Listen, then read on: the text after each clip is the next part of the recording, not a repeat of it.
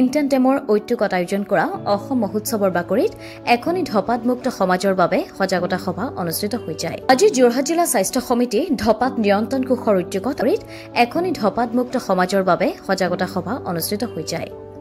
ধপাত নিয়ন্ত্ৰণ কোষৰ বন্তি শইকীয়াই আঁত ধৰা অনুষ্ঠানটোত উপস্থিত থাকে ধপাত নিয়ন্ত্ৰণ কোষৰ দীপক হাজৰিকা, পোহৰ লাইভ এইটৰ মুখ্য সম্পাদক অমৰ বৰুৱা, বিশিষ্ট সমাজকৰ্মী জগন্নাথ অগ্নিবৰাৰ লগতে ইণ্টেণ্ডেমৰ সভানেত্ৰী বন্দিতা দত্ত বৰদলৈ, সম্পাদক অৰূপ দুৱৰা, ঘোষক সাংস্কৃতিক কৰ্মী মনোজ বৰদলৈৰ লগতে অসম মহোৎসৱৰ বিপণীৰ কৰ্মকৰ্তা ইণ্টেণ্ডেমৰ বিষয়ববীয়াসকল।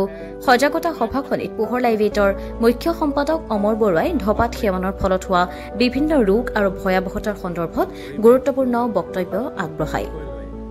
ব্যুৰ' ৰিপৰ্ট, পোহৰ লাইভ এইট। আমি আজি যোৰহাট জিলা ধপাত নিয়ন্ত্ৰণ কোষৰ তৰফৰ পৰা সদৌ যোৰহাটবাসী তথা আমাৰ যোৰহতীয়া ৰাইজৰ সৰ্বজন সমাদিত অসম মহোৎসৱস্থলীত ইয়াৰ বাকৰিত আহি আমি যোৰহাট জিলা ধপাত নিয়ন্ত্ৰণ কোষৰ তৰফৰ পৰা এখনি সজাগতামূলক সভা অনুষ্ঠিত কৰোঁ। এই সজাগতা সভাৰ জৰিয়তে আমি ইয়াতে অহা সকলো ব্যৱসায়ী তথা আমাৰ ক্ৰেতা বিক্ৰেতা সকলোৰ প্ৰতি আমাৰ যি অনুৰোধ যে ধপাত বিৰোধী বা ধপাতৰ অপকাৰিতা শীৰ্ষক বক্তব্য আমি ইয়াতে সকলোকে জনাওঁ আৰু এই ধপাত বিৰোধী বাৰ্তাৰ জৰিয়তে আমাৰ সমাজখন যাতে ধপাতমুক্ত এখন সমাজ হিচাপে গঢ়ি উঠে তাৰ কাৰণে আমি সকলোকে আহ্বান জনাইছোঁ। আমাৰ আজি এই অনুষ্ঠানটিত ইণ্টেণ্ডেমৰ বিভিন্ন কাৰ্যকৰ্তাসকলৰ উপৰিও পোহৰ লাইভৰ অমৰ বৰুৱাদেৱ, আমাৰ বিশিষ্ট সমাজকৰ্মী জগন্নাথ অগ্নিবৰাদেৱ, সকলো আমাৰ কাৰ্যালয়ৰ তৰফৰ পৰা আমাৰ মনোবিজ্ঞানী দীপ্তি শইকীয়া আৰু মই নিজে আমি উপস্থিত থাকি সকলো ৰাইজকে ধপাতৰ অপকাৰিতা সম্পৰ্কে সজাগ কৰি আৰু আন সকলো ৰাইজলৈকে যাতে এই বাৰ্তাটো লৈ যায় তাৰ কাৰণে সকলোকে অনুৰোধ জনাই আজি আমাৰ অনুষ্ঠানটো ইয়াতে অনুষ্ঠিত কৰা হয়। জীৱন যাত্ৰাত অপৰিহাৰ্য হৈ পৰা এখন ক্লিনিকেল লেবৰেটৰীৰ পৰা আপুনি বাৰু কি বিচাৰে?